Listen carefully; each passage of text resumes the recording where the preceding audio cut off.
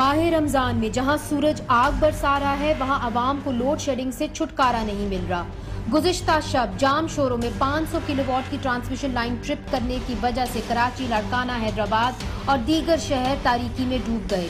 कराची में अब 12 से 10 घंटे तक लोड शेडिंग हो रही है और दही इलाकों में 14 से 18 घंटे तक लोड शेडिंग भी हो रही है। खैबर पख्तूनख्वा में लोड शेडिंग 12 से 18 घंटे तक पहुंच गई है, जिसके नतीजे में शदीद एहतजाज हो रहे हैं।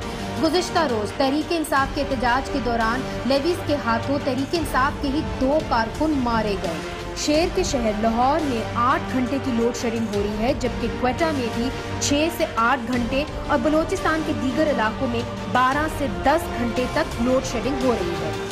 बिजली का बहरान इतना शदीद है कि वज़ीर आज़म को सच तक पहुंचने के लिए खुद तहकीकात करनी पड़ी, लेकिन दूसरी जानिब खुद वज़ीर आज़म का खानदान मुश्किल में दिख रहा है। आज वज़ीर आज़म के बड़े बेटे हुसैन नवाज पनामा केस में मुश्तरका तहकीकाती कमेटी के सामने पेश हुए और 6 घंटों तक पेश रहे। इंतजार भी किए उनका, हर किस्म के जो है उनके सवालात का जवाब दिए। इस वक्त जिस तरह उन्होंने जो सवालात किए मैंने जवाब दिए और जब भी दोबारा वो बनाएंगे मैं आऊंगा इंशाल्लाह। कानूनी हकूक से जो है हट के कोई कागज नहीं पेश किया जाएगा। कोई गलत चीज जो है ना अपना मेरे वालिद पे या मुझ पे या मेरे किसी बहन भाई पे साबित नहीं हो सकेगी। ये बात मैं आपको बताता हूँ।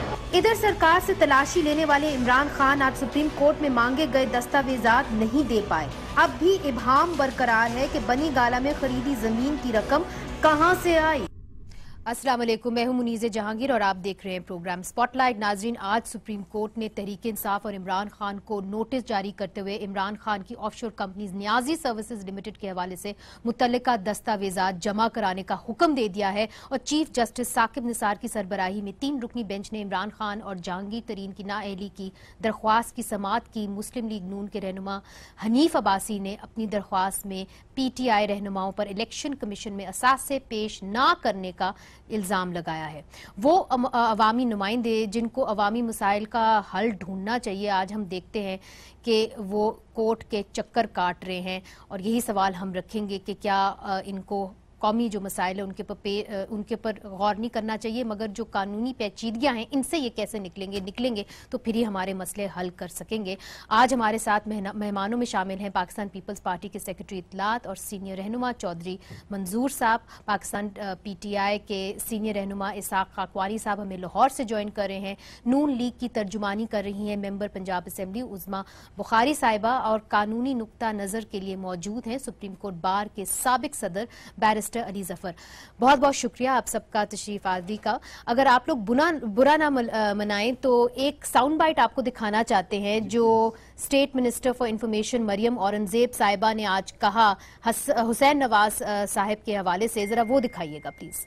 अगर हुसैन नवाज अपना कानूनी हक इस्तेमाल अभी भी करते तो पाकिस्तान के अंदर नॉन रेजिडेंट को कोई भी फोरम, ये उनका कानूनी हक है कि वो उनको इससे इस्तिस्ना हासिल है। अली जफर साहब, क्या एक पाकिस्तानी को जो नॉन रेजिडेंट है उसको इस्तिस्ना हासिल है कि अगर JIT उसको तलब करे तो वो आए ना? नहीं जी, ऐसी पता नहीं उन्होंने क्यों कहा ये। लेकिन इस्तिस्ना का एक बड़ा कॉन्सेप्ट, लीगल कॉन्सेप्ट होता है। आइन के तहत या किसी कानून के तहत आप किसी मखसूस पोस्ट को इस्तिस्ना दे सकते हैं। जिस तरह एक जज है या जिस तरह एक प्राइम मिनिस्टर है, उनको तो इस्तिस्ना हासिल है आइन या कानून के तहत। लेकिन आम शहरी, चाहे वो नॉन रेजिडेंट हो या रेजिडेंट हो, उसको तो कोई ऐसा बार नहीं है। वो अगर JIT बुलाएगी तो उनको आना पड़ेगा। ये आई डोंट नो किस कॉन्टेक्स्ट में बात की, शायद कोई जनरल बात थी, बट लीगल बात दुरुस्त नहीं है। उज़मा, आपकी जानिब आऊंगी। बार बार हुसैन नवाज साहब को तलब किया गया, आखिरकार वो JIT के सामने पेश हो गए, मगर जब पेश हुए तो दस्तावेजात मुकम्मल नहीं थे। जब आप लोगों को मालूम था कि इतनी देर तक ये केस चल रहा है तो इसको लटकाने की क्या जरूरत है? क्योंकि अपोजिशन आपके ऊपर ये इल्जाम लगाती है कि आप सिर्फ लटका रहे हैं, इस केस को लंबा कर रहे हैं। शुक्रिया मुनीज़े। नहीं, मेरी गुजारिश आपसे ये है कि हुसैन साहब ने आज बाहर आकर भी जो गुफ्तगू की, उन्होंने कहा कि जो डॉक्यूमेंट्स उनके पास अवेलेबल थे और जो डॉक्यूमेंट्स थे वो उन्होंने जमा करा दिए हैं। और अगर आपको ये कॉरेस्पॉन्डेंस याद हो, 2-3 लेटर्स लिखे थे हुसैन नवाज साहब ने JIT को जब उनको बुलाया जा रहा था, तो उन्होंने कहा कि मुझे बता दीजिए कि आपको कौन कौन से डॉक्यूमेंट्स रिक्वायर्ड हैं ताकि मैं वो डॉक्यूमेंट्स लेते हुए आऊं। लेकिन उन्होंने कोई उसका जवाब नहीं दिया और उन्होंने बस बुला लिया। सो जो अवेलेबल डॉक्यूमेंट्स थे हुसैन नवाज साहब ने वो तमाम पेश कर दिए हैं। खाकवानी साहब, आपकी जानिब आऊंगी। आपने देखा होगा कि एक रिपोर्ट भी आज निकली है जिसमें कहा गया है कि जो रजिस्ट्रार है सुप्रीम कोर्ट के, वो व्हाट्सएप कॉल्स करते रहे उन अदारों को जिनके नुमाइंदे आज जेआईटी में शामिल हैं, और उनको कहा गया कि कुछ ऐसे नुमाइंदे हैं जिनको आप दें जिनके ऊपर अब हुसैन नवाज साहब और जो पीएमएलएन की टीम है वो इतराजात कर रही है। क्या आप समझते हैं कि इससे सुप्रीम कोर्ट को या इस प्रोसीडिंग्स को मुतनाज़े बनाने की कोशिश की जा रही है? जी मुनीर, मेहरबानी। पहले मैं थोड़ा सा अर्ज कर दूं कि ये जो आपने कहा ना कि मरियम बीबी जो हमारी मिनिस्टर स्टेट हैं वो अपना हुसैन नवाज साहब को डिफेंड कर रही थी, तो ये उनका ये अपना जो है ना ओहदा, वो इसको रिक्वायरमेंट नहीं है कि वो एक प्राइम मिनिस्टर के बेटे को जो अलहदा एक तफ्तीश में कर रहा है उसको खड़े होकर डिफेंड करें। ये प्राइम मिनिस्टर को डिफेंड करें, ये हुकूमत पाकिस्तान को डिफेंड करें, वो इनका बनता है। मगर उनके औलाद के तो ये वजीर नहीं है ना जी जो वहाँ जाकर ये काम करते हैं। एक तो ये है। दूसरा ये है कि ये जो JIT बनी है ना जी, इसके अंदर तमाम महकमों ने पहले तो उन्होंने अपने नाम दिए जो कि शायद सुप्रीम कोर्ट के जजेस को पसंद नहीं आए या उनका क्राइटेरिया ऑफ सिलेक्शन उनको पसंद नहीं आया, तो उन्होंने कहा कि सारे नाम भेज दें, हम उसमें से सिलेक्ट कर लेते हैं। अगर उन्होंने उस सिलेक्शन में अपना सवाबदीदी इख्तियार हासिल उसको किया है तो उसमें क्या बुराई है। अगर वो समझते हैं कि फ़लाँ आदमी की ये एक्सपर्टाइज़ है, फ़लाँ आदमी के, देखिए पहले उन्होंने कहा ना कि SCCP का एक आदमी होगा, एक स्टेट बैंक का होगा, तो वो लोग कहेंगे जी स्टेट बैंक की क्या जरूरत है, SCCP की क्या जरूरत है। मगर खाकवानी साहब कथा कलामी माफ अब तो इन्होंने एक्सेप्ट कर लिया है ना, मतलब दिल पे हाथ रख के किया है, मगर एक्सेप्ट तो कर लिया है नई JIT। मेरी गुजारिश सुने ना जी, नहीं मेरी गुजारिश सुने ना जी। आपने कहा कि उस रजिस्ट्रार ने क्यों फोन करके कहा, और उस रजिस्ट्रार का बात यह है ये JIT किसको असिस्ट कर रही है, ये किसकी सवाबदीद पे है, ये टोटली इन 3 जजेस हजरात की के ऊपर है कि वो किस किस्म के लोगों से इंक्वायरी कराते हैं जिनको वो समझते हैं कि वो अहल हैं और उसकी काबिलियत है उस सब्जेक्ट पे, और अगर वो समझते हैं कि ये हम इनको ये एक न्यूट्रल लोग हैं या वो समझते हैं जो भी उनके बारे में वो तशरीह करते हैं ये उनकी सवाबदीद है, क्योंकि उन्होंने JIT बनाई इसीलिए कि उनकी तसल्ली और तशफ़ी के ऊपर एक रिपोर्ट आए और वो उस रिपोर्ट के ऊपर जज करेंगे, सारे बैठ के 5 के 5 जज बैठेंगे और वो देख लेंगे कि रिपोर्ट कैसी है। इसमें कोई शक नहीं, इसमें कोई शक नहीं कि उनके दायरे इख्तियार में आता है। मगर मैं आपसे पूछूंगी चौधरी साहब, इसलिए चूंकि आपकी पार्टी में भी ऐसे अनासर हैं जो कहते रहे हैं कि जी यहाँ पे डेमोक्रेसी को फलने फूलने नहीं दिया जाता, और खुर्शीद शाह साहब ने तो ये बयान भी दे दिया कि अगर मियाँ साहब नाअहल होते हैं तो वो वक्त भी दूर नहीं कि इमरान खान साहब भी नाअहल हो जाते हैं। तो आज मरियम औरंगजेब का ये कह देना कि जी एम्बुलेंस यकदम एकदम वहां पे आ गई और कहा गया कि हुसैन नवाज साहब की तबीयत खराब है, मगर हुसैन नवाज के लिए तो वो एम्बुलेंस नहीं थी, फिर व्हाट्सएप कॉल से सुप्रीम कोर्ट के रजिस्ट्रार के ऊपर उन्होंने इल्जाम लगाया, एक तरीके से एक अखबारी रिपोर्ट निकली, उन्होंने उसका हवाला दिया कि जी वो करते रहे हैं फोन मुख्तलिफ इदारों को। तो do you also smell a conspiracy here? देखिए मुनीर, दो बातें मैं कहना चाहता हूँ। एक तो ये है कि इस्तिस्ना हासिल है, मैं उस पर बात करना चाह रहा हूँ कि देखिए एक बंदा अगर बाहर बैठा यहाँ पे कोई जुर्म हुआ है तो वो उसके पीछे है या उसका कनेक्शन उसके साथ है और वो पाकिस्तानी भी है, तो वो कैसे उसको इस्तिस्ना हासिल है, मुझे तो इस बात की नहीं समझ आई। कि अब अगर एक तरफ आप अल्ताफ हुसैन के वारंट जारी कर रहे हैं कि उसको पाकिस्तान में वापस लाना है क्योंकि उसके कहने पे यहाँ पे कराची के अंदर सब कुछ हुआ है, और अब आप यहाँ पे ये बात कर रहे हैं। और दूसरी बात जो आपका सवाल है, मेरा ये पहले दिन से ये है कि ये JIT पे एतराज नहीं है, ये सुप्रीम कोर्ट पे एतराज है और सुप्रीम कोर्ट के जजेस पे प्रेशर बढ़ाने का एक टैक्टिक है। पहले मरले में उन्होंने JIT के 2 मेंबर्स पे एतराज किया है, अब JIT को कह रहे हैं जी कि ये कैसे कर रही है, मुझे पहले नहीं बुलाया गया, जब उन्होंने कल बताया कि हमने कब आपको बुलाया और आप तशरीफ नहीं लाए। अब ये नया एक तरीका है कि अब रजिस्ट्रार के पे प्रेशर का मतलब क्या है, रजिस्ट्रार तो एक्चुअली फिर सुप्रीम कोर्ट पे सीधा सुप्रीम कोर्ट पे एतराज है ना। रजिस्ट्रार तो सुप्रीम कोर्ट का एक बहुत अहम रुकन है। बरादरी इसको कैसे देखेंगी? सो मैं ये कहना चाहता हूँ कि बुनियादी तौर पर जो अदम एतमाद का इजहार कर रहे हैं या जो प्रेशर बना रहे हैं वो तो सुप्रीम कोर्ट पे कर रहे हैं। आप भी यही समझते हैं? देखें जी, ये एक पॉलिटिकल लीगल स्ट्रेटजी थी इनकी जी, जो नाकाम हो गई। इन्होंने इतराजात जरूर लगाए थे जी, प्रेशर करने का उसका मकसद भी था, और शायद ये भी अटेम्प्ट थी कि शायद सुप्रीम कोर्ट चेंज कर दे। पहले भी मैंने कहा था कि सुप्रीम कोर्ट जिस किस्म के इल्जामात लगाए थे जीआईटी मेंबर्स के खिलाफ, सुप्रीम कोर्ट उनको चेंज नहीं करेगी। वही हुआ, वो नाकाम हो गई। अब उसको फर्दर बढ़ाना मेरा ख्याल है मुनासिब बिल्कुल नहीं है, क्योंकि अब एक बार उनका हक था, उन्होंने इतराजात किए, सुप्रीम कोर्ट ने उनको रिजेक्ट कर दिया। अब उसको फिर मजीद कंट्रोवर्सी बनाना मेरा ख्याल है। इसको कैसे देखेगी? क्योंकि आप लोगों ने ऐलानात भी किए कि जी हम प्राइम मिनिस्टर के खिलाफ एक तरीके से मुहिम चलाएंगे कि उनको कम से कम प्रिंसिपली इस्तीफा दे देना चाहिए। देखिए, ये मुहिम तो है, ये तो लाहौर हाई कोर्ट ने भी और सुप्रीम कोर्ट बार एसोसिएशन ने भी डिक्लेयर कर दी है। सिर्फ वो रमजान चूंकि थी और ईद थी तो उन्होंने ये कहा है कि हम उसके बाद शुरू करेंगे। अगर ये मुतनाज़े बनाया जा रहा है तो इसको वुकला बरादरी कैसे देखेगी? इसको बड़ा सीरियसली तहरीक में ज्यादा जान डलेगी इन मामलात की वजह से। बल्कि जितना ये अटैक करेंगे सुप्रीम कोर्ट को या जजेस को या जजमेंट्स को, तो फिर उतना ही वुकला बरादरी को कोशिश होगी कि वो इंडिपेंडेंस ऑफ जुडिशरी के लिए आगे आए। अज़मा, आपकी जाने भी आ रही हूँ। मेरी तो पहली दफा आपसे मुलाकात ही वुकला तहरीक के दौरान हुई थी। आपने भी टीयर गैस खाई हुई है उस तहरीक के अंदर। तो आज आपके ही जो पार्टी है PMLN, वो ही इस पूरे मामले को और सुप्रीम कोर्ट को मुतनाज़े बना रही है, कह रहे हैं हमारे भाई अली जफर यहाँ पे। देखिए, नहीं, मैं समझती हूँ कि ये ज्यादती है इस तरह से बात को आउट ऑफ कॉन्टेक्स्ट कहना।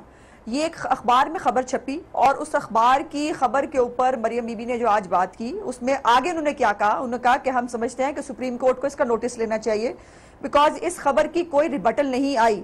और उस खबर के अंदर लिखा हुआ है कि बार बार जो है वो कांटेक्ट करने की कोशिश की गई, लेकिन रजिस्ट्रार साहब जो है वो नहीं हो सके। इसमें हमारा क्या लेना देना है? हम कंट्रोवर्शियल कैसे कर रहे हैं? नहीं, मगर ये तो फिर खबर की मतलब ये आप इसकी निगेशन तो होनी चाहिए। सियासी कारकुन कितनी खबरें छपती हैं, मगर मरियम औरंगजेब साहिबा का सिर्फ उसी खबर का नोटिस लेना, जाहिर है ये भी तो एक सिग्नल है ना कि जी हम इस चीज को सीरियसली ले रहे हैं। इसको मेरा नहीं, देखिए, ये बड़ी अजीब बात है। मेरी गुजारिश आपसे ये है कि जब हम एक दफा अपनी रिजर्वेशंस का इजहार कर चुके हैं और फिर उसके साथ ये कनेक्टेड किस्म की एक स्टोरी जो है वो जब डेवलप हो और एक स्टोरी जो है वो छपे, तो जाहिर है फिर देखना पड़ता है। अब इसमें मेरी इंपॉर्टेंट थोड़ी सी मैं बात आपसे ये करना चाहती हूँ कि सब लोगों को कानून और आइन के दायरे में रहना है, GIT को भी रहना है। हमने बिल्कुल अली जफर साहब दुरुस्त कह रहे हैं, हमने गुजारिशात पेश की, हमने किसी की पगड़ियां पब्लिकली नहीं उछाली, ना हमने कोई बात पब्लिकली की। हमने सुप्रीम कोर्ट में कुछ गुजारिशात पेश की, उन्होंने वो नोट डाउन कर ली।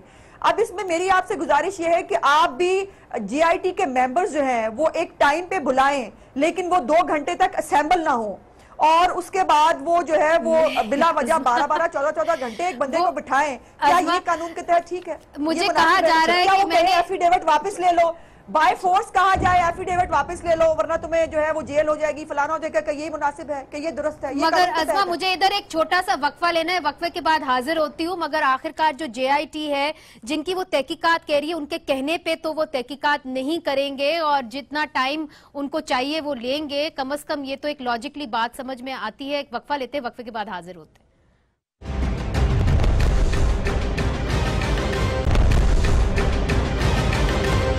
वेलकम बैक नाजरीन। आज जॉइंट इन्वेस्टिगेशन टीम ने सईद अहमद साहब जो नेशनल बैंक के CEO हैं उनको भी तलब किया था और हुदैबिया पेपर मिल के केस के अंदर तलब किया था। आपको याद होगा कि हुदैबिया पेपर मिल केस के अंदर इसाक डार जो थे वो एक तरीके से वादा माफ गवाह बन गए थे। उन्होंने एफिडेविट दिया था जहां पे उन्होंने बताया था कि कैसे उन्होंने बैंक अकाउंट्स कुछ लोगों के जरिए खोले थे ताकि वो मियां शरीफ की मनी लॉन्ड्रिंग कर सके। अब क्या हुदैबिया पेपर मिल, अली जफर साहब, जो ये केस है ये फिर से खुल सकता है? नहीं, देखें, वो तो खत्म हो गया। केस तो खत्म हो गया और हमारे मुल्क में वो एक कानून है बड़ा क्लियर, डबल जेपडी उसको कहते हैं, कि आप उसी केस को जिसमें एक बंदा एक्विट हो चुका हो, खत्म हो चुका हो, दोबारा ट्राई नहीं कर सकते। लेकिन ये जो केस है हुदैबिया का, उसका ताल्लुक एक्चुअली उसका इंपॉर्टेंस है जो उसके अंदर एविडेंस आया हुआ है। जो उसके अंदर एविडेंस इस्तेमाल नहीं हुआ था उस केस में क्योंकि वो वापस हो गया, वो एविडेंस इस पनामा लीक्स का जो इन्वेस्टिगेशन हो रही है उसमें इस्तेमाल हो सकता है। मेरा ख्याल है बहुत अहम एफिडेविट है वो, क्योंकि सोर्स ऑफ फंड्स और मनी लॉन्ड्रिंग का जो सारा किस्सा है वो उस एविडेंस के अंदर से निकलेगा। तो दायरा तंग होता हुआ नजर आ रहा है। जी जी इसमें बुनियादी बात जो है ना, ये देखिए ये इंटर रिलेटेड है केस सारे का सारा हुदैबिया के साथ, क्योंकि वो भी फ्लैट्स का इशू था, उसमें भी आता है कि वो हुदैबिया का जो लोन था उसमें वो फ्लैट्स जो थे वो गिरवी रखे गए थे, रेन रखे गए थे। सो इसलिए वो इम्पोर्टेंट है, इसीलिए उन्होंने काशिफ सईद काजी को भी समन किया है। बिल्कुल बिल्कुल सही कह रहे हैं आप। ये सारी चीजें जो हैं वो रिलेट करती हैं उन फ्लैट्स के साथ जी। और फ्लैट्स का पैसा कैसे कैसे गया वहां पे और क्या हुआ वो सारा तो उसके अंदर नरेट किया गया। अब फ्लैट्स और जो दुबई से सऊदी अरब, सऊदी अरब से कतर, कतर से इंग्लैंड फ्लैट्स तक पहुंचता है, तो ये सारी चीजें भी रिलेट करती हैं। दूसरी बात मैं जो आपने इशू रेस किया उसका न्यूज का, खबर का, देखिए पहले उन्होंने कहा कि आप नाम भेजें, इन्होंने अपनी मर्जी के नाम भेज दिए। उन्होंने दोबारा कहा कि नहीं सारे नाम भेजें, तो फिर उसमें तो ये तस्वर खत्म हो गया ना। जब मांग लिए तमाम नेशनल बैंक के भी, सॉरी स्टेट बैंक के भी और SECP के भी सारे नाम मांग लिए, तो फिर तो ये चीज खत्म होगी। और इसमें इम्कान है कि हो सकता है इन्होंने ये नाम ना डाले हो फिर भी, तो फिर उन्होंने कहा हो कि आप ये नाम भी भेजें, चूंकि आपने ये नाम नहीं भेजे। सो इसलिए कोई मेरी समझ में नहीं आती वो खबर, और खबर लीक की गई है ये भी समझ ये तो जाहिर है कि खबर लीक की गई है। उस्मा आपकी जानिब आऊंगी और आखिरी सवाल इसी टॉपिक पे पूछूंगी। ये बताइए कि ये भी बातचीत हो रही है कि मरियम नवाज साहिबा को भी तलब किया जा सकता है, तो अगर उनको तलब किया जाएगा क्या वो आएंगी? और दूसरी तरफ जो कतरी शहजादे हैं उनके बारे में भी पूछा गया, उनसे बल्कि दरख्वास्त की गई, उनको खत भेजा गया मगर कोई रिस्पॉन्स नहीं आया। तो क्या कतरी शहजादे भी चाहे वीडियो लिंक से आए, क्या अपना बयान दिया है उसको स्टैंड करने के लिए पेश होंगे JIT के सामने? उन्हें कहीं शिकार खेलने के लिए आ जाए। पहले तो जो कतरी शहजादे की बात है उस पे जाहिर है जो भी कोई तरीकाकार अडॉप्ट किया जा सके, अगर वो यहाँ नहीं भी आ सकते तो और बहुत सारे तरीकाकार है। और मेरा ख्याल है और मुझे मेरी इत्तलात के मुताबिक वो बिल्कुल अपनी लेटर को एंडोर्स करने के लिए वो तैयार है, वो आएंगे।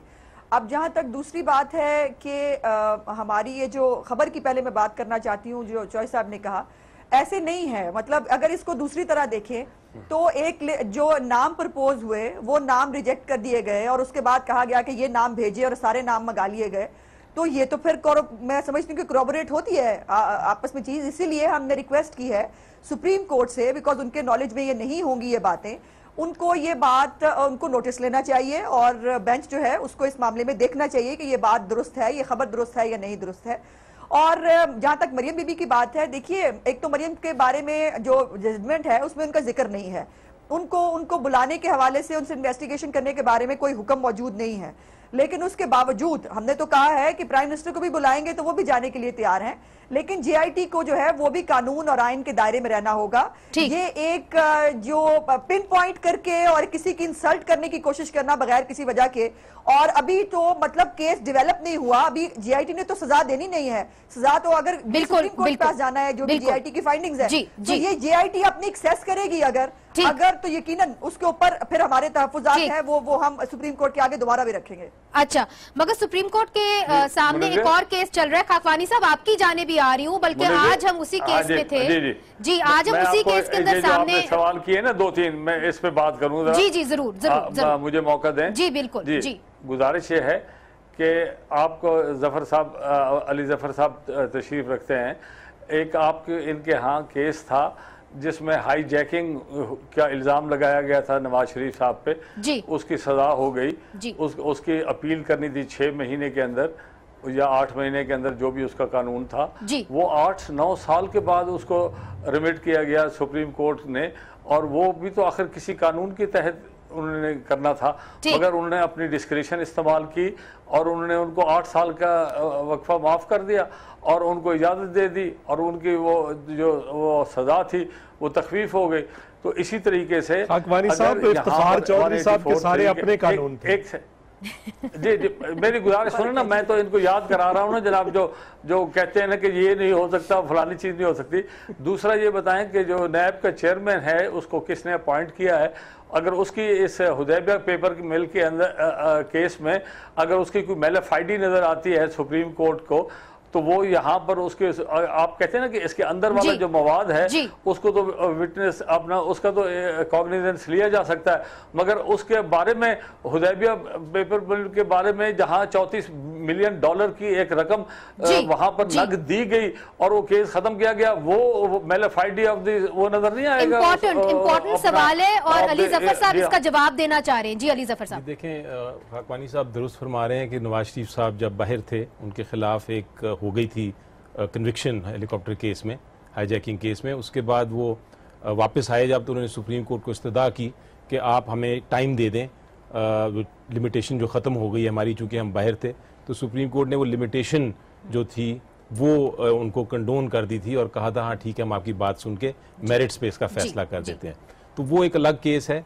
लेकिन जो खाकवानी साहब का ये कहना है कि सुप्रीम कोर्ट कोई भी फैसला कर सकता है, ये दुरुस्त नहीं है। सुप्रीम कोर्ट ने भी आइन और कानून के अंदर रहना है, और ये बात दुरुस्त है कि एक जमाना एक बड़ी आइटम है मेलाफाइडी जहां भी नजर। अच्छा, मगर आप सारे कानूनदान हैं और कानूनी बहस में ले जाएंगे, तो एक मेरा बड़ा इंपॉर्टेंट सवाल है। खाकवानी साहब आप आए हैं तो आपकी मौजूदगी का मैं फायदा उठा लूं कि आज एक और केस भी लगा था सुप्रीम कोर्ट के अंदर, अली जफर साहब भी उसके अंदर मौजूद थे, जिसके अंदर पूछा गया इमरान खान साहब से कि जो नियाजी लिमिटेड कंपनी है उसके जो पैसे हैं वो कहां से आए, और कहा गया कि उनके जो मुकम्मल दस्तावेजात हैं वो भी कोर्ट के सामने पेश किए जाएं, और जो बनी गाला में उन्होंने जमीन खरीदी है उसके पैसे कहां से आए। तो 2 ट्रांजैक्शंस तो उन्होंने जमाइमा खान के हवाले से बता दिए, 2 ट्रांजैक्शंस अभी तक उनके पास नहीं है। तो जब आप कहते हैं कि जी साफ चली, शफाफ चली, तो फिर अपने अकाउंट्स भी तो ठीक करें। नहीं बीबी, वो मिसअंडरस्टैंडिंग है। वो 4 रिमिटेंसेज हैं जो चूंकि उस वक़्त ये कानून नहीं था, ये टेररिज्म का लॉज नहीं बने थे, तो जो रिमिटेंसेज आती थी उनके ऊपर नाम नहीं लिखा जाता था जिस भेजने वाले का। जब ये कानून बना तो उसके बाद जो रिमिटेंसेज आई हैं उनके ऊपर नाम लिखा जाता है कि भेजने वाला क्या है। वो 1-2 के ऊपर जमाइमा बीबी का नाम लिखा हुआ है कि जी उन्होंने भेजे, 2 के ऊपर जो नहीं लिखा गया उसका वो कागज़ मंगा रहेंगे, वो भी जमा हो जाएगा। आप देखें सही, आप मुआवजा किस चीज़ का कर रहे हैं? एक बंदा बाहर से पैसे लेके अपने कमाई से वापस ला रहा है, आप उसको कहते हैं ये किधर से आए पैसे?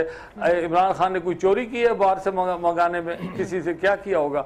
अगर वो कह रहे हैं कि मैं दोनों कागज वो भी मंगा दूंगा तो वो आ जाएंगे बीबी, उसमें क्या है? मगर इतनी देर क्यों लग रही है? Why the delay? 1 साल हो गया, एक बात सुने बीबी, 1 साल हो गया पनामा केस को। अप्रैल 2016 में ये उछला था, इसके ऊपर 45 अपना हेयरिंग हुई है डे टू डे। सारों बंदों को 371 सवाल पूछा गया बेंच की तरफ से, सब के सब मौजूद हैं कि क्या चीज़ चाहिए, किसी को क्या चीज़ चाहिए। आज कहते हैं कि जी हमें पूछा जाए, बताया जाए कि जी हमें किस लिए बुलाया है और हमें क्या कागज़ चाहिए। जज साहब ने पूछा उस दिन कि जी पंजाब गवर्नमेंट आपके पास है? उन्होंने कहा जी हाँ। तो उन्होंने कहा पंजाब गवर्नमेंट जब पुलिस को बुलाती है लोगों को तफ्तीश के लिए तो उनको कहती है बिरादरम भाई साहब तशरीफ लाएं और ये एयर कंडीशन कमरा है, यहाँ तशरीफ रखें, जब आएंगे तो मैं उठ के आपको बाहर सीट करूंगा और मिलूंगा। खाकवानी साहब इजाजत दीजिए मुझे एक वक्फा लेना है, मगर देखें 2 wrongs don't make a right, और आपका एक और केस भी इलेक्शन कमीशन के अंदर पड़ा हुआ है, उसके ऊपर भी बात करेंगे। उसके एक एक्सपर्ट भी हमारे पास बैठे हुए हैं और हम अपने पैनलिस्ट से पूछेंगे कि हमारी जो पॉलिटिकल पार्टीज हैं जब वो बाहर से पैसे लेती हैं तो उसकी ट्रेल जब दिखानी होती है कोर्ट में तो तब क्यों कतराती हैं। ये सब कुछ वक्फे के बाद।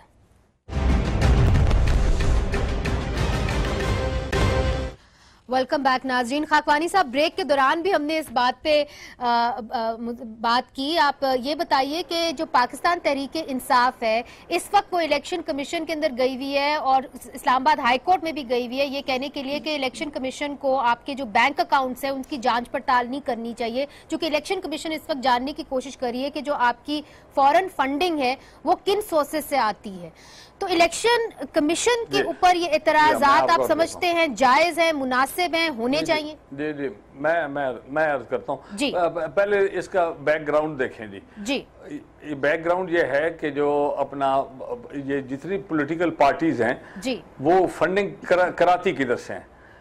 किसी ने बाहर से किसी से पैसे ले लिए, किसी से कैश ले लिया, यहाँ जिसको बंदों को बैंक बेचे उनसे पैसे ले लिए और वो उनको सारा साल हर इलेक्शन में उनको इनामात देते रहते हैं, वो अंडर द टेबल ले लेते। इमरान खान साहब के पास एक वाहिद तरीका था टू रेज द फंड्स, वो जाते थे बाहर और ओवरसीज पाकिस्तानीज को कहते थे कि ये $100 प्लेट ले लो, $200 की प्लेट ले लो, और वहाँ से वो फंडिंग कराते थे। और उस फंडिंग में और जो अंडर द टेबल जहाँ फंडिंग हो रही है, और यहाँ पर कई ममालिक हैं, मैं अगर आपको मुझे इस मैं प्रोग्राम में ना होता और मैं आपके साथ कहीं प्राइवेटली बैठता तो मैं आपको उन मुल्कों के नाम भी बता देता कि जिन जिन लोगों ने किस किस को क्या ऑफर दिया और किस से पैसे देते रहे, और वो लेते रहे। और वो चूंकि उनका तरीकाकार चूंकि वो वाजे नहीं होता, लिहाजा उनका कागज ही सबमिट नहीं होता, लिहाजा वो पकड़े नहीं जाते। तो उसका फ़र्क मैं कह रहा हूँ $100 $200 से जब ये इकट्ठे करते हैं, 2-2 हज़ार 200 500 ओवरसीज पाकिस्तानी आते हैं तो वहाँ से पैसे लेते हैं, वहाँ वो मुकर्रर करते हैं किसी एजेंट को कि वो सबसे कलेक्ट करके भेजे। अगर उस कलेक्शन के अंदर कोई फर्म का वाला बंदा अपनी फर्म से उसने डोनेशन दी है तो वो उसके ऊपर जो भी सवाल का निशान है वो डिटेल में वहाँ पर जमा हो जाएगा बीबी। और वो इमरान खान के पीछे आप सारे हजरात और सारी पॉलिटिकल पार्टीज जो कि इसी चीज़ से अलहदा और काम करते रहे, और इमरान खान एक खुल के एक बात सबके सामने करके एक चीज लेके आता है, उसके ऊपर सारों की निगाह। और वो इस बात यह है कि इस वक्त वो एक अपोजिशन पार्टी है to everybody in political parties in Pakistan, लिहाजा सबका महवर जो है वो इमरान खान और उसकी जात है, और किसी तरीके से इसको सजा दिलानी है, इसको किसी तरीके से फंसाना है। उज़मा कुछ कहना चाह रही है? एक गुजारिश जरूर कहें, एक गुजारिश ये है कि थोड़ा सा आपकी जानिब आऊंगी, शेयर होना चाहिए। उज़मा एक मिनट सर, देखिए एक बात तो मैंने आज खाकवानी साहब को मुबारकबाद देनी थी, डॉक्टर फिरदौस आशिक अवान साहिबा ने इनको ज्वाइन किया है। आप क्या से गई हैं? हाँ नहीं, बड़े लोग आप क्या से गए? हमारे से तो उस दिन चली गई थी जिस दिन 2013 के अंदर 2000 को छोड़ के आई है, 2013 के अंदर जिस दिन उसने पीटीआई के हक में विड्रॉ किया था एक सीट से, हमारे से तो उसे यार नूर आलम खान साहब दिस इज नथिंग, वो भी मैं आपको छोड़ के आई है, मेरा उसके साथ क्या ताल्लुक है यार? उस पे किसी दिन आप प्रोग्राम रखें, चौधरी खुदा का नाम पर। वैसे तो खाकवानी साहब आपके साथ तो वो पहले भी रही है, क्यों में आप इकट्ठे थे यार। She is left with your party. मैं जो बात करना चाह रहा हूं, उसका कसूर क्या है यार? मैं कोई कसूर नहीं है। अच्छा बात मुकम्मल हो जाए फिर मैंने उज़मा की जानिब भी जाना है। अब वो कह रही है कि मुझे मौका ही नहीं दिया जा रहा है, have to give us some time. में हो तो करप्ट आपकी तरफ जाए तो बिल्कुल साफ, इधर हो तो कातिल आपकी तरफ चले जाए तो बिल्कुल ठीक है। सत्य को आप नहीं संभाल सके। अच्छा खाकवानी साहब allow him to make his point, फिर मैं आगे बढ़ती हूं। पेशावर से आपको नहीं संभाल सके। अच्छा खाकवानी साहब will make a point, then I will come back. और इसका नुकसान सबसे ज्यादा आपको खाकवानी साहब होना है, क्योंकि आप 4-4-5-5 बात कर रहे हैं, मेरा पॉइंट मुकम्मल। आप 4-4-5-5 6-6 एक हल्के में संभाल के बैठे हुए हैं जो इलेक्शन का जिनको लालच दिया हुआ है, उनमें से सबने इलेक्शन लड़ने और आपके पास किसी ने एक नहीं रहना। या आप 4-4-5-5 टिकट तो नहीं आपने दे दी। अच्छा आप अपनी बात मुकम्मल। लेकिन मैं जो बात कहना चाह रहा हूँ, मैं जो बात कहना चाह रहा हूँ इमरान खान साहब यार खुदा का नमन तो कराइए ना, बारी बारी तो जी जी मैं मुझे मौका तो दें, अगर आप लोग कोई करेंगे तो मैं आगे बात कर सकूंगी ना। खाकवानी साहब मौका दें। चौधरी साहब मैंने बिल्कुल कोई बात। अच्छा उज़मा आप अपनी बात करें। उज़मा मैं आऊंगी आपकी जानिब ना, उज़मा बात करें, मुकम्मल करें जी। मेरी एक तो गुजारिश ये है कि हमने खाकवानी साहब बड़े भी हैं, सीनियर भी हैं, हमने उनकी बातें तहम्मुल से सुनी हैं। अब हमारी बात भी जो है वो लोगों तक पहुंचनी चाहिए। बात इतनी सिंपल नहीं है। और कल इमरान खान साहब ऑन रिकॉर्ड मौजूद हैं, उन्होंने कहा कि मेरे पास रिकॉर्ड नहीं है और अगर मैं नाअहल होता हूं तो मुझे कोई फर्क नहीं पड़ता, लेकिन क्वेश्चन ये है कि आप चीख चीख कर कह रहे थे मेरे पास सारा मनी ट्रेल है, मेरा एक एक चीज पाई पाई का हिसाब है। अब जब हिसाब आपसे तलाशी की बारी आई है, अब आप कह रहे हैं, कभी आप कहते हैं अकाउंटेंट की गलती होगी, कभी आप कहते हैं 10 साल से ज्यादा रिकॉर्ड जो है वो कायम नहीं रहता, हमसे आप 40 साल का रिकॉर्ड मांगते हैं। और ये जो फॉरेन फंडिंग वाला केस है, मैं आपको याद करा दूं, अकबर एस बाबर का केस पहले दर्ज हुआ है 2013 से।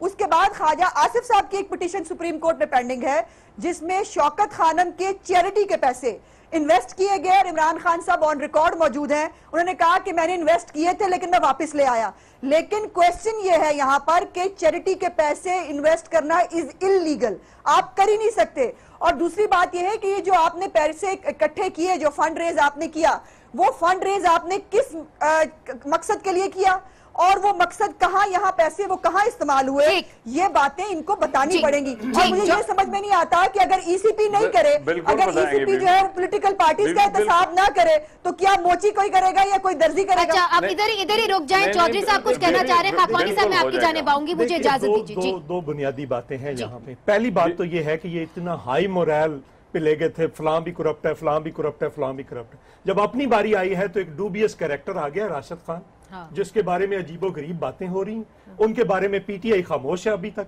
कोई बता नहीं रही कि ये कौन है, क्यों बैंक ऑफ खैबर दिया हुआ है उसको, क्यों हयाताबाद कॉम्प्लेक्स दिया हुआ है, क्यों सारी वहां की हायरिंग वो कर रहा है, और कौन है, और उसने जो एफिडेविट के अंदर डेट्स दी हैं वो कोरैबोरेट नहीं कर रहे। सो उसी तरह का एक कतरी खत अगर उन पे इल्जाम है तो ये इधर से भी कतरी खत आ गया। तो ये इंपॉर्टेंट पॉइंट है, मगर एक दूसरी बात कर ले। खाकवानी साहब, मैं आऊंगी आपकी जानिब, बात तो मुकम्मल करने दें जी। अब सवाल ये है कि अगर आपने इतनी हाई मोरल पे ले जाकर चीजें सेट की हैं, तो सबसे पहले तो आप आइए ना जी। आप कहते थे कि मैं हाजिर हूं, तो अब हाजिर हो ना जी, ठीक, और जाकर फिर बताएं कि ये सारा कुछ क्या है। और जहां तक ये पीटीआई के दोस्त डिफेंस लेते हैं कि हम किसी ओहदे पे तो नहीं रहे खान साहब, हाँ पब्लिक मनी नहीं रही लेकिन पब्लिक फंड उनके पास जरूर है। मगर ये एक अहम सवाल है चौधरी साहब, देखिए ये अहम सवाल है। उस्मा, इजाजत दीजिए मुझे अली जफर साहब से ये पूछना बहुत जरूरी है इस वक्त। उस्मा, इस वक्त अली जफर से पूछना बहुत जरूरी है कि लीगली जो पॉलिटिकल पार्टीज एक्ट है 2002 वो क्या कहता है? क्या हमारी पॉलिटिकल पार्टीज फंडिंग्स इस तरह ले सकती हैं या सिर्फ इंडिविजुअल से ले सकती हैं? ये बहुत जरूरी है समझना, बिकॉज तीनों पॉलिटिकल पार्टी जो मेजर है हमारी, उनके नुमाइंदे इधर हैं आपके सामने मौजूद। जी। आर्टिकल 17 है हमारे आइन का, जो कहता है दो चीजें पॉलिटिकल पार्टीज के बारे में। एक कहता है कि हर एक पॉलिटिकल पार्टी की राइट है, डेमोक्रेसी का प्रोसेस है, उसके अंदर उनको कायम दायम रहना है जी। और दूसरा है आर्टिकल 17 जो कहता है कि जो फंड्स हैं, सोर्स ऑफ फंड्स हैं, वो पॉलिटिकल पार्टी को डिस्क्लोज कर रहे हैं इन अकॉर्डेंस विद लॉ। और कानून जो है वो है एक ऑर्डर 2002 का, उसके तहत ये लिखा हुआ है, काफी से सेक्शंस हैं, उसके तहत ये लिखा हुआ है बड़े वाजे तौर पे कि जो पॉलिटिकल पार्टी है वो किसी फॉरेन हुकूमत से, किसी फॉरेन पॉलिटिकल पार्टी से, किसी पाकिस्तानी या फॉरेन कंपनी से पैसा नहीं ले सकती, लेकिन इंडिविजुअल से ले सकती है। अच्छा, अब जो इंडिविजुअल का कॉन्सेप्ट है वो ईसीपी को पावर दी है कि अगर वो कोई इंडिविजुअल से पैसा लेता है या फॉरेन कंपनी से पैसा लेता है तो वो उसको एग्जामिन कर सकती है ईसीपी। और फॉरेनर्स दे सकते हैं पैसे? एक सेकंड उस पे आता हूँ। अगर कोई फॉरेन कंपनी से लेता है पैसा या फॉरेन गवर्नमेंट से, तो वो उसको ईसीपी कन्फिस्केट कर सकती है, वो उसको पार्टी को कैंसिल नहीं कर सकती या डिसॉल्व नहीं कर सकती, वो सिर्फ पैसे को जब्त कर सकती है जी। एक और शिक है इसी ऑर्डर की जो कहती है कि अगर आपने किसी फॉरेन नेशनल से पैसे लिए हैं जी, या फॉरेन गवर्नमेंट से लिए हैं जी, तो आपको एक फॉरेन फंडेड पार्टी एक डिक्लेरेशन हो सकती है जो फेडरल गवर्नमेंट करेगी और कॉन्फिस्केट भी कर सकती है, वो तो ईसीपी करेगी ना। फेडरल गवर्नमेंट का काम है, अगर कोई फॉरेन फंडिंग हुई है तो वो उसको डिक्लेयर करेगी पहले पार्टी को कि ये फॉरेन फंडिंग हुई है, और फिर सुप्रीम कोर्ट को भेजेगी कि आप इसकी कार्रवाई करें और फैसला करें कि वाकई ही ये फॉरेन फंडेड है कि नहीं। सुप्रीम कोर्ट जब फैसला करेगा कि फॉरेन फंडिंग है, फिर पार्टी को डिसॉल्व किया जा सकता है। तो ये एक बड़ा इशू है और बड़ा क्लियर कट इसके ऊपर लॉ है। ठीक, फॉरेन नेशनल से पैसा लेना नाजायज नहीं है, मगर उसको एग्जामिन करना जो है वो हक है इलेक्शन कमीशन ऑफ पाकिस्तान का। अच्छा, आखिरी सवाल, बिल्कुल खाकवानी साहब, मेरे प्रोग्राम का वक्त खत्म हो गया है। आज भी सुप्रीम कोर्ट ने पूछा, जी सुप्रीम कोर्ट सवाल, छोटा सा सवाल है, जरा सुन ले। सुप्रीम कोर्ट ने आज भी कहा कि इलेक्शन कमीशन वाजे करे कि उसका दायरा अख्तियार क्या है, जुरिस्डिक्शन है कि नहीं है कि वो केस सुन ले फॉरेन फंडिंग का। अगर इलेक्शन कमीशन कहती है कि उनकी जुरिस्डिक्शन है तो फिर तो आपको देनी पड़ेगी ना सारी बैंक डिटेल्स, आप देने को तैयार? जी बात सुने ना आप, क्या मैं अर्ज कर रहा हूँ जी, अली जफर साहब ने बिल्कुल आपको सही बताया है, जो कानून है यही है और इसी पैरामीटर्स के अंदर हम जवाब दे रहे हैं और इसी के अंदर हम चाहते हैं कि आप हमारा एहतसाब करें और हम चाहते हैं कि सुप्रीम कोर्ट हमारा काम वहाँ से बना दे। हमें उन पर ज़्यादा एतबार है कि जी वो हमारे साथ ज़्यादा इंसाफ से काम करेंगे बनिस्बतन बाकी इदारों के। मैं नाम नहीं लेता किसी का, मगर हम समझते हैं ये है नंबर 1। नंबर 2, सबसे हमारे जितने बंदे बैठे हैं सबसे अच्छा चौधरी मंजूर है, और क्योंकि चौधरी मंजूर हम सारे डिस्क्वालीफाई हो जाएंगे। चौधरी मंजूर का लीडर जो आसिफ जरदारी सबसे अच्छा पाक हम अच्छे नहीं हैं, हम अगर अच्छे होते तो आप बहुत अच्छे। इस गुड नोट पर खाकवानी साहब अनफॉर्चुनेटली हम लाइव जा रहे हैं, मेरे प्रोग्राम का वक्त आई एम सो सॉरी खत्म हो गया है। सबसे पाक साफ आदमी है और वो पाकिस्तान का आइंदा हमेशा के लिए सदर और वजीर आजम बन जाएगा। आई एम सो सॉरी, मेरे प्रोग्राम का वक्त बिल्कुल खत्म हो गया है। ऑन दिस गुड नोट ये भी कहा जा रहा है कि अगर 62-63 को इस तरह इन्वोक किया गया तो हो सकता है कि जो बात निकली है वो दूर तलक जाएगी। अल्लाह करे कि जो गैर सियासी कुव्वतें हैं इसका फायदा ना उठाएं। आज के लिए इतना ही, खुदा हाफिज।